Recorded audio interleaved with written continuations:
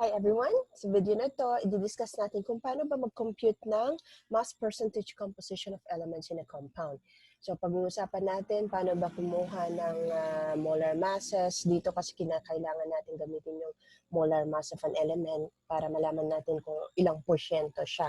Okay, so percent by mass yung natin, i-compute natin dito sa video na ito. So this is your tutor daily.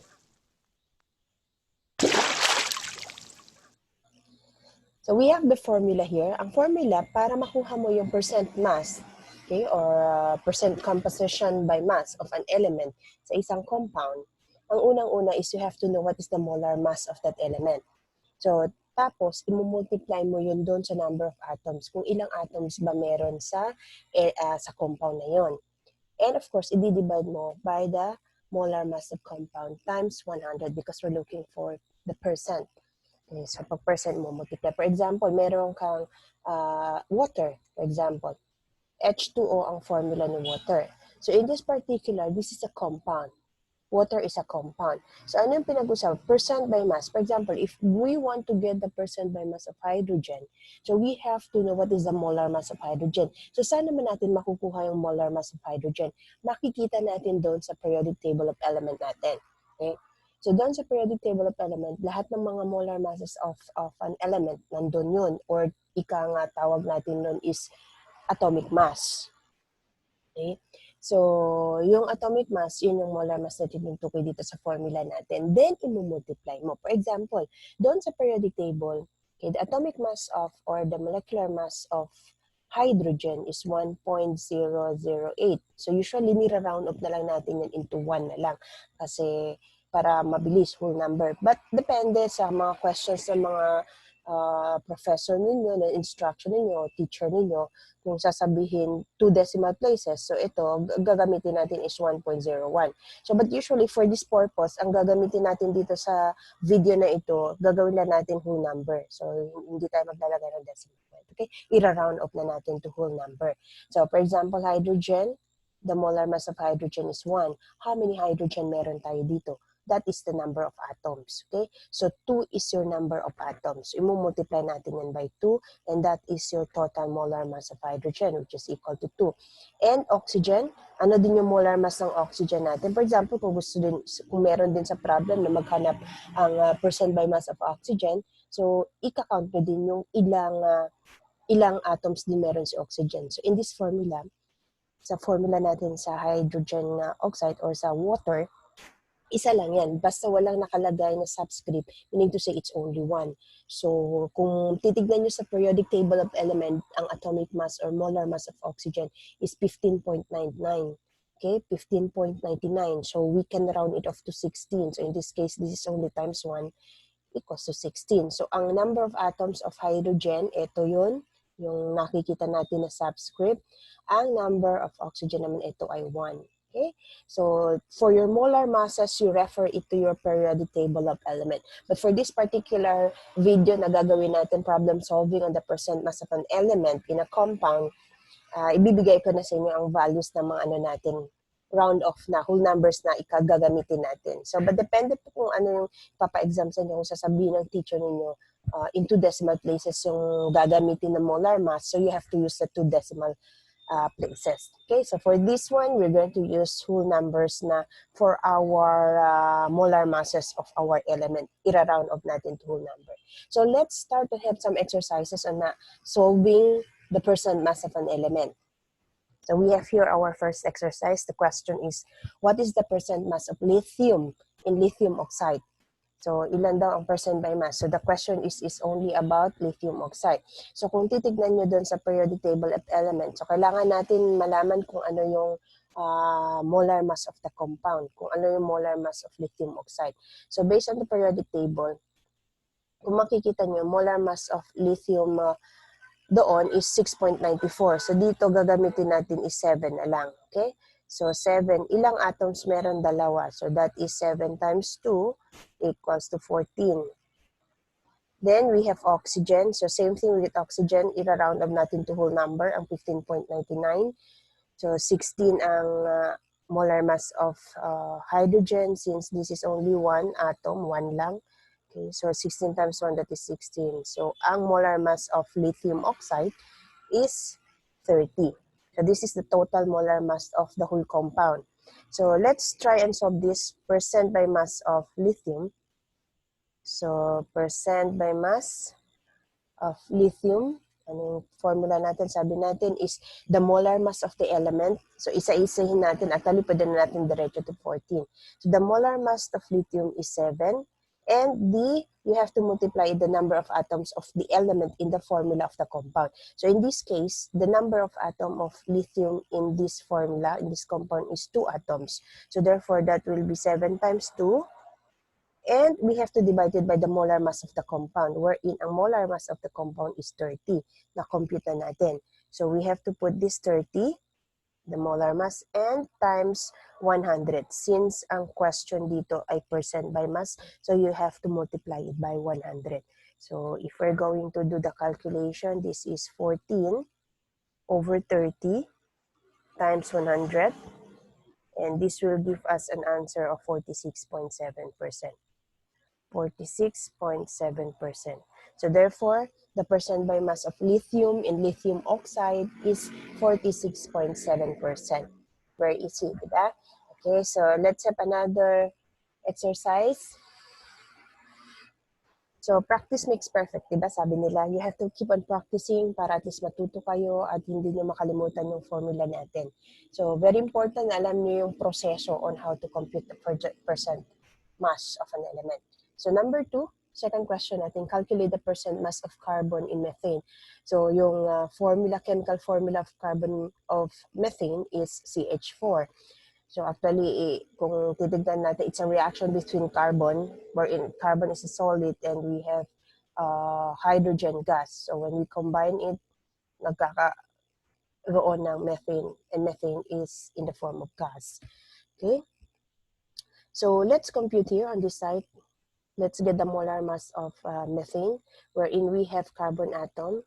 So kung titignan nyo din doon sa periodic table of element, the molar mass of carbon is 12.01. So gagamitin natin dito ang whole number na lang, carbon 12. Okay, then hydrogen, the same. Instead of using hydrogen as 1.008, ang gagamitin natin as 1 na lang. Okay, round of the whole numbers natin lahat. So ilang carbon atom meron dito sa methane? Isa lang. So this will, no need to multiply, but at least ipapakita ko lang sa inyo paano nakuha yung total molar mass. So you have to multiply the molar mass of the element of carbon times the number of atoms. Wherein dito sa formula natin, I see carbon is only 1 sa methane.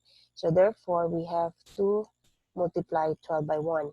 So in this one, sa methane also, in this formula, sa chemical formula ng methane, hydrogen is 4. So therefore, the molar mass of hydrogen is 1.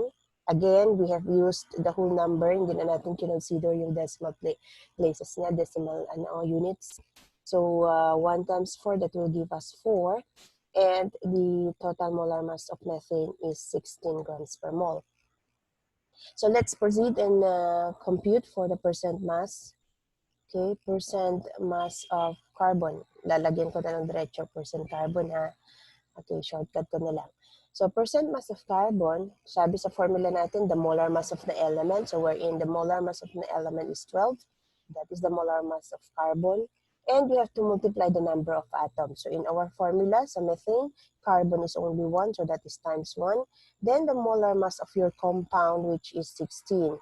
This is your total molar mass of your compound. Then multiply it by 100 to get the percentage. So that is 12 divided by 16. So if you're going to divide 12 by 16 times 100, 12 by 16 times 100, that will give us an answer of 75%.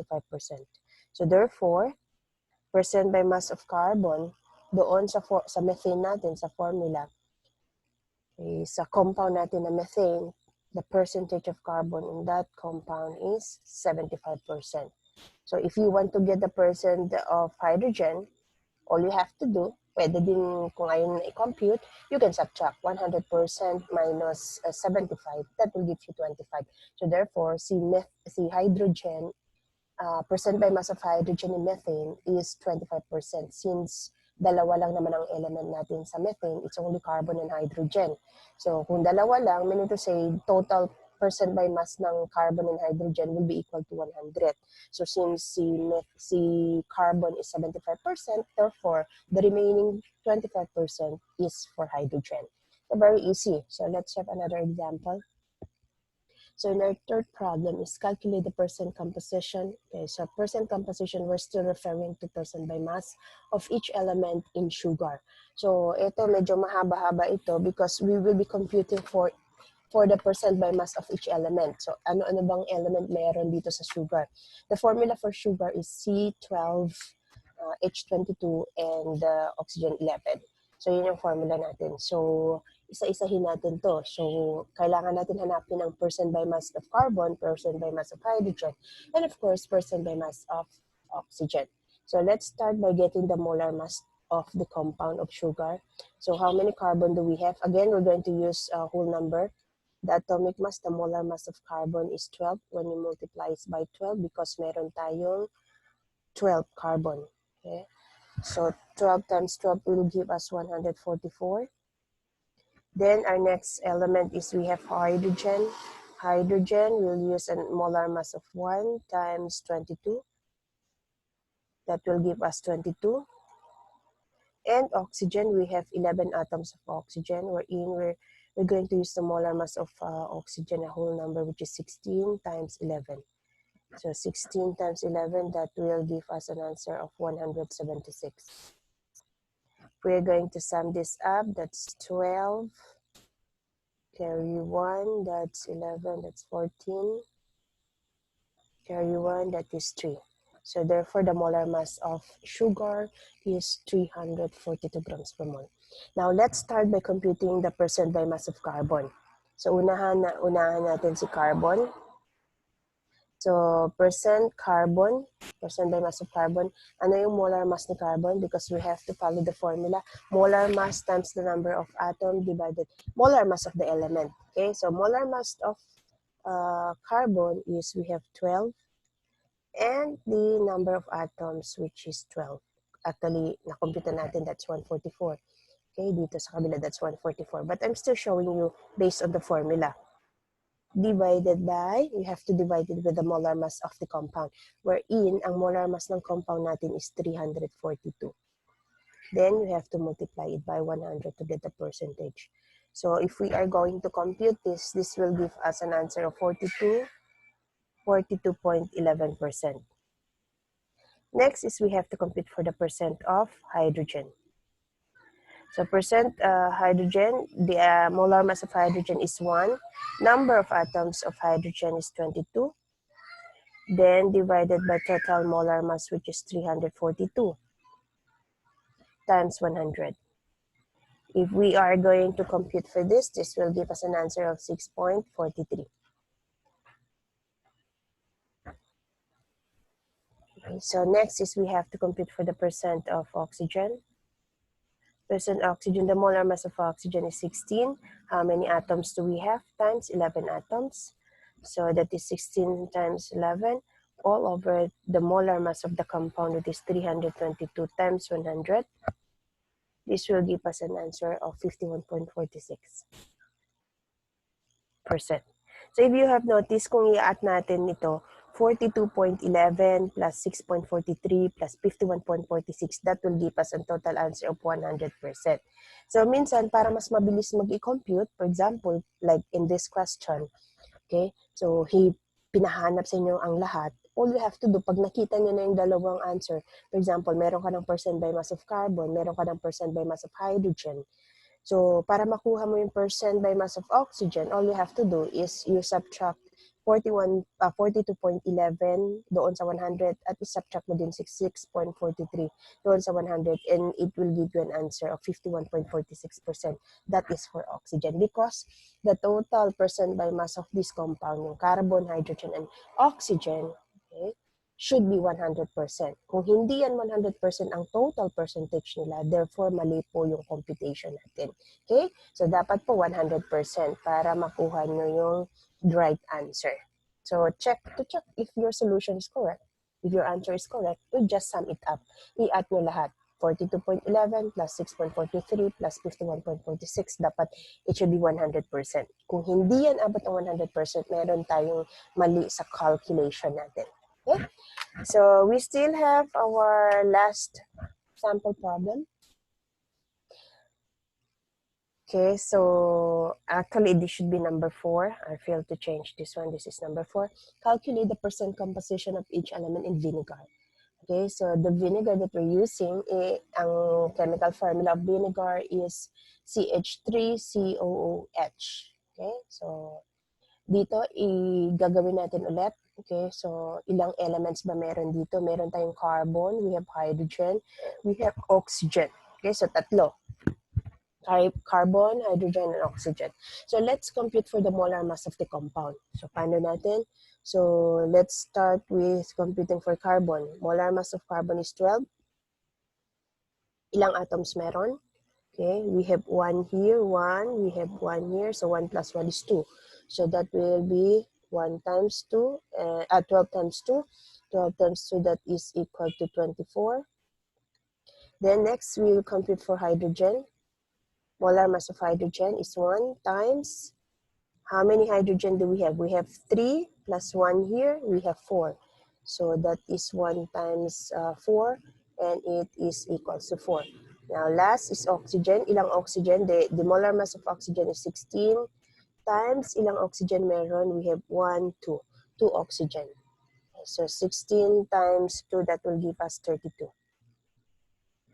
We are going to sum this up para makuha natin ang molar mass of the compound, which is the vinegar. 4 plus 4 is 8, plus 2 is 10, carry 1. 1 plus 2 is 3, plus 3 is 6. Therefore, the molar mass of vinegar is 60 grams per mole. So let's start a compute for each element. Okay, so unahin natin si carbon. Percent i-carbon dito by mass. Okay, so by mass ito. Shortcut ko na lang, hindi ko na lang ilalagay percent by mass para hindi nahahaba. So, ang formula natin, sabi is the molar mass of the element times the number of atoms. So, the molar mass of carbon is 12. The number of atoms of carbon in the vinegar based sa ating chemical formula is 2. So, that is 12 times 2. Actually, nandito na yan sa ano natin, but it's okay. I'm just showing you how to do it. Divided by 60. 60 is the molar mass of the compound. Okay, the total molar mass of vinegar. Okay, dito ang element lang para makuha natin ang percent mass of the element doon sa total amount of the compound. So we have to multiply this by 100. So that is 24 divided by 60. If we're going to compute, that will give us an answer of 40%. So therefore, si carbon atom sa vinegar is 40% by mass. Now let's compute for hydrogen. Percent hydrogen, that is the molar mass is 1, the number of atoms is 4, divided by 60, which is the molar mass of the compound, times 100. That will give us an answer of 6.67%. And of course, the last element is our oxygen. So the molar mass of oxygen is 16. Ilang oxygen meron doon sa formula natin? It's 2 divided by 60, the molar mass of the compound, times 100. So 16 times 2 is 32, divided by 60, that will give us an answer of 53.33. 53.33%. So if you're going to, again, if you're going to add this, this will give us 100%. Okay? Again, kapag hindi 100%, may mali tayo sa computation.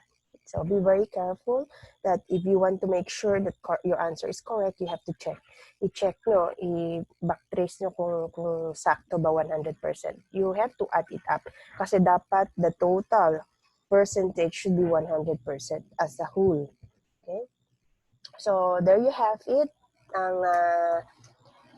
Kung paano ba mag-compute ng percent composition of an element, percent by mass, okay? Percent composition of an element sa compound. Very easy. All you have to do, you have to memorize the formula that you have to, in order for you, para makuha mo yung percent by mass of an element, you have to look for the molar mass of that element or the atomic mass. I-multiply mo sa number of atoms of that element, kung ilang atoms ba meron doon sa compound.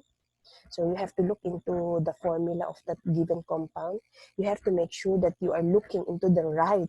Okay, so tama yung nasulat natin na formula sa compound natin para makuha natin the right amount or the right number of atoms doon sa compound. So after getting that, you have to multiply the molar mass and the number of atoms, divide by the molar mass of the compound. So sa pagkuha ng molar mass of the compound, be very careful. You have to make sure that you have multiplied it to the right number of atoms para makuha mo yung exact molar mass of the compound. Okay? So very easy if you keep on practicing. Just practice doing some problem solving related to percent by mass until such kayo ay masanay sa pag-solve ng mga problems regarding to percent by mass of percent by mass or percent composition of an element in a compound. Okay? So I hope mayroon tayong na-impart na knowledge in this video. If may mga comments kayo, feel free to write it down. May mga suggestions or may mga questions kayo, feel free to write it down po. Okay? So thank you so much and I hope you like our video and please don't forget to subscribe to our channel. More videos are coming. Thank you so much.